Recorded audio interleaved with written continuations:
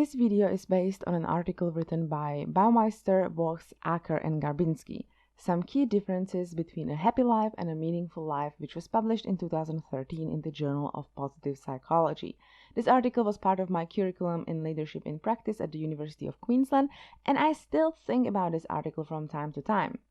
In this video, you're going to find out what the similarities and differences between the two are, what it means to lead a happy and/or a meaningful life, and if there might be a reason to live unhappy but a meaningful life. The article says that there is a substantial overlap between meaningfulness and happiness, but they focus on the key differences. A lot of people want to achieve a meaningful and happy life with just a vague understanding what those two things actually mean, and ignoring the fact that sometimes you just can't have both at the same time. Happiness is generally defined as subjective well-being, and it can be understood in multiple ways. Two basic ways would be affect balance, having more pleasant than unpleasant emotional states. The other one would be life satisfaction, which goes beyond momentary feelings and is a more integrative assessment of life as a whole. Meaningfulness is an assessment of whether one's life has purpose and value.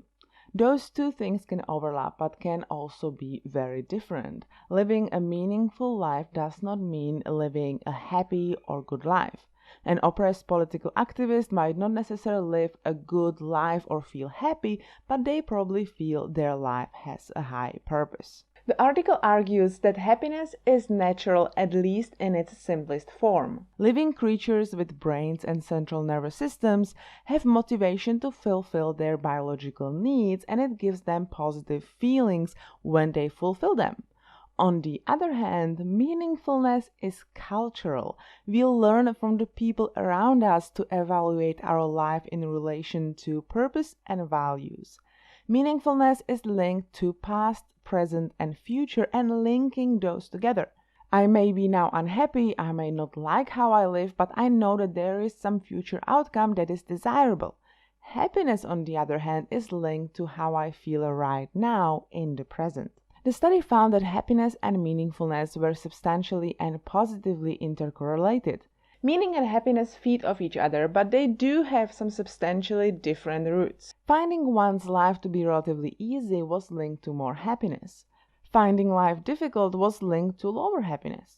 Neither of those correlated significantly with meaning, although the trends were in the opposite direction for meaning as compared with happiness. Considering life a struggle was negatively correlated with happiness, but approached a significant positive relationship with meaningfulness, suggesting some people live highly meaningful but not very pleasant lives, perhaps because their meaningful life requires strenuous and unpleasant activities. Good health was a positive contributor to happiness, but it was irrelevant to meaningfulness. Healthy and sick people can have equally meaningful lives, but the healthy people are happier than sick ones. When it comes to money, being able to buy things, both that you need or want, had a significant positive relationship to happiness, but was irrelevant to meaning. Scarcity of money reduced both meaningfulness and happiness, but the effect was considerably larger on happiness than meaningfulness. Economic fluctuations had more impact on happiness than on meaningfulness. As mentioned before, meaningfulness is about linking events across time, whereas happiness is in the moment. The more time people reported that they are thinking and contemplating about past and future, the more meaningful their lives were, and less happy. It seems that happiness is not generally found in contemplating the past or future. The more time people reported thinking about the present, the happier they were, although this was only marginally significant.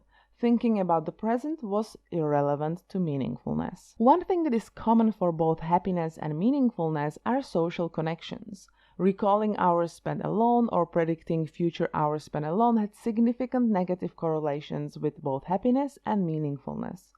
Frequency of spending time with friends was positively related to happiness. Person time spent with loved ones was significant with meaning, but surprisingly irrelevant to happiness, possibly because loved ones can be difficult at times.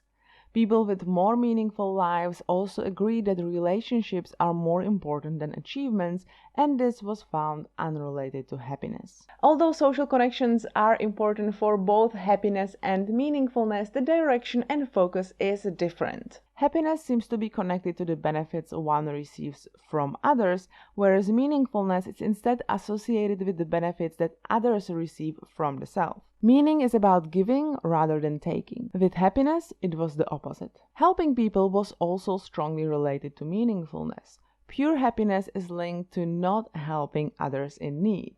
However, in everyday life, helping others makes the helper's life meaningful and thereby increases happiness. Another interesting finding was taking care of children. For parents, the more time they spent taking care of children, the more meaningful their lives were.